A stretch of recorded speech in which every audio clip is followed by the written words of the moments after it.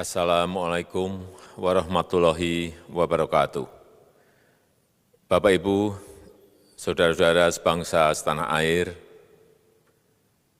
pagi tadi saya telah memimpin rapat terbatas secara virtual tentang Undang-Undang Cipta Kerja bersama jajaran pemerintah dan para gubernur.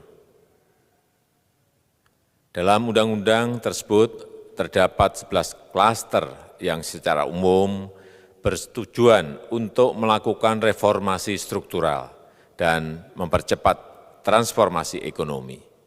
Adapun klaster tersebut adalah urusan penyederhanaan perizinan, urusan persyaratan investasi, urusan ketenagakerjaan, urusan pengadaan lahan, urusan kemudahan berusaha, urusan dukungan riset dan inovasi, urusan administrasi pemerintahan, urusan pengenaan sanksi, urusan kemudahan pemberdayaan dan perlindungan UMKM, urusan investasi dan proyek pemerintah, serta urusan kawasan ekonomi. Dalam rapat terbatas tersebut, saya tegaskan mengapa kita membutuhkan Undang-Undang Cipta Kerja.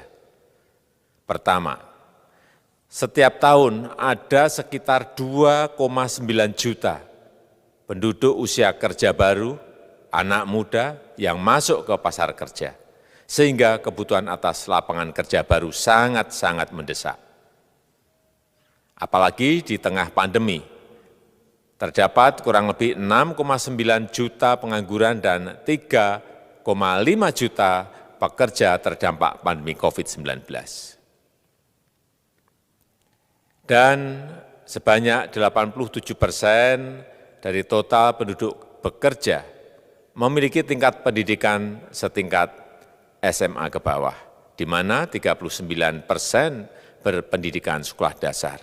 Sehingga perlu mendorong penciptaan lapangan kerja baru, khususnya di sektor padat karya.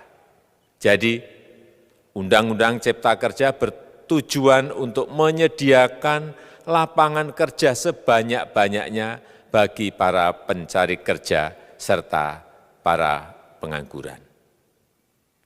Kedua, dengan Undang-Undang Cipta Kerja akan memudahkan masyarakat, khususnya usaha mikro kecil, untuk membuka usaha baru. Regulasi yang tumpang tindih dan prosedur yang rumit dipangkas. Perizinan usaha untuk usaha mikro kecil (UMK) tidak diperlukan lagi, hanya pendaftaran saja. Sangat simpel. Pembentukan PT atau perseroan terbatas juga dipermudah. Tidak ada lagi pembatasan modal minimum. Pembentukan koperasi juga dipermudah. Jumlahnya hanya 9 orang saja. Koperasi sudah bisa dibentuk. Kita harapkan akan semakin banyak koperasi-koperasi di tanah air. UMK, usaha mikro kecil yang bergerak di sektor makanan dan minuman, sertifikasi halalnya dibiayai pemerintah, artinya gratis. Izin kapal nelayan penangkap ikan misalnya, hanya ke unit kerja Kementerian KKP saja. Kalau sebelumnya harus mengajukan ke Kementerian KKP, Kementerian Perhubungan, dan instansi-instansi yang lain. Sekarang ini cukup dari unit di Kementerian KKP saja. Ketiga, Undang-Undang Cipta Kerja ini akan mendukung upaya pencegahan dan pemberantasan korupsi. Ini jelas karena dengan menyederhanakan, dengan memotong, dengan mengintegrasikan ke dalam sistem perizinan secara elektronik, maka pungutan liar, pungli dapat dihilangkan. Namun, saya melihat adanya unjuk rasa penolakan Undang-Undang Cipta Kerja yang pada dasarnya dilatar belakangi oleh disinformasi mengenai substansi dari undang-undang ini dan hoax di media sosial. Saya ambil contoh, ada informasi yang menyebut tentang penghapusan UMP, upah minimum provinsi, UMK, upah minimum kota kabupaten, UMSP, upah minimum sektoral provinsi. Hal ini tidak benar, karena faktanya upah minimum regional, UMR, tetap ada. Ada juga yang menyebutkan bahwa upah minimum dihitung per jam. Ini juga tidak benar. Tidak ada perubahan dengan sistem yang sekarang. Upah bisa dihitung berdasarkan waktu dan berdasarkan hasil. Kemudian adanya kabar yang menyebutkan bahwa semua cuti sakit, cuti kawinan, cuti khitanan, cuti baptis, cuti kematian, cuti melahirkan, dihapuskan. Dan tidak ada kompensasinya. Saya tegaskan juga ini tidak benar.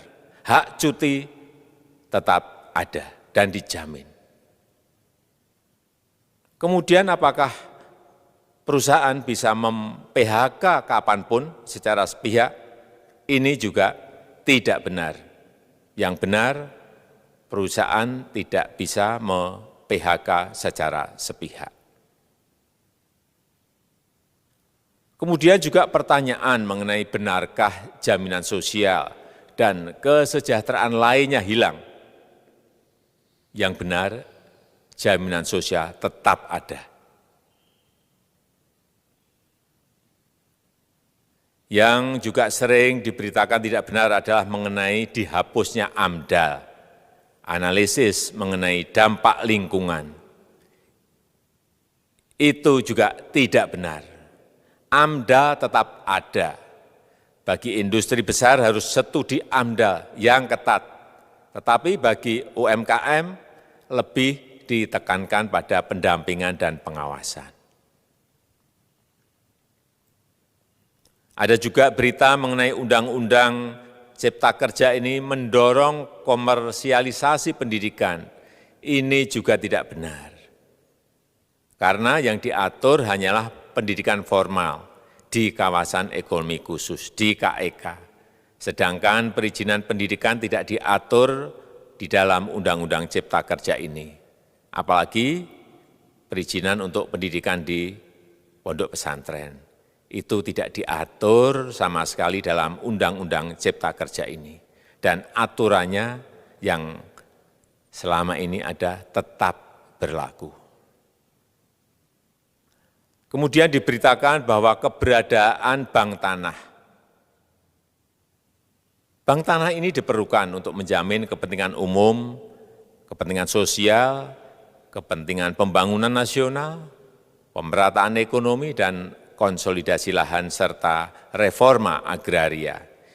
Ini sangat penting untuk menjamin akses masyarakat terhadap kepemilikan tanah, kepemilikan lahan.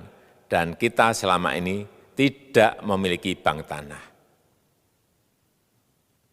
Saya tegaskan juga bahwa Undang-Undang Cipta Kerja ini tidak melakukan resentralisasi kewenangan dari pemerintah daerah ke pemerintah pusat. Tidak ada.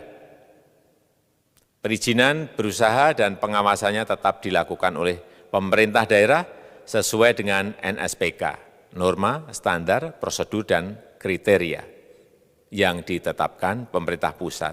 Ini agar dapat tercipta standar pelayanan yang baik di seluruh daerah.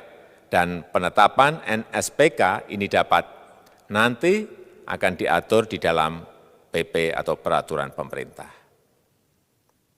Selain itu, kewenangan perizinan untuk non-perizinan berusaha tetap ada di Pemda, sehingga tidak ada perubahan. Bahkan kita melakukan penyederhanaan, melakukan standarisasi jenis dan prosedur berusaha di daerah. Dan perizinan berusaha di daerah diberikan batas waktu. Ini yang penting di sini. Jadi ada service level of agreement. Permohonan perizinan dianggap disetujui bila batas waktu telah terlewati. Saya perlu tegaskan pula bahwa Undang-Undang Cipta Kerja ini memerlukan banyak sekali peraturan pemerintah atau PP dan peraturan presiden atau Perpres. Jadi setelah ini akan muncul PP dan Perpres yang akan kita selesaikan paling lambat 3 bulan setelah diundangkan. Kita pemerintah membuka dan mengundang masukan-masukan dari masyarakat dan masih terbuka usulan-usulan dan masukan dari daerah-daerah. Pemerintah berkeyakinan melalui Undang-Undang Cipta Kerja ini jutaan pekerja dapat memperbaiki kehidupannya dan juga penghidupan bagi keluarga mereka. Dan kalau masih ada, jika masih ada ketidakpuasan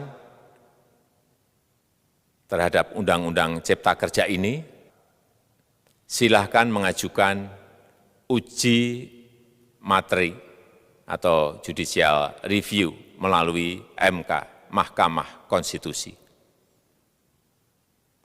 Sistem ketatanegaraan kita memang mengatakan seperti itu.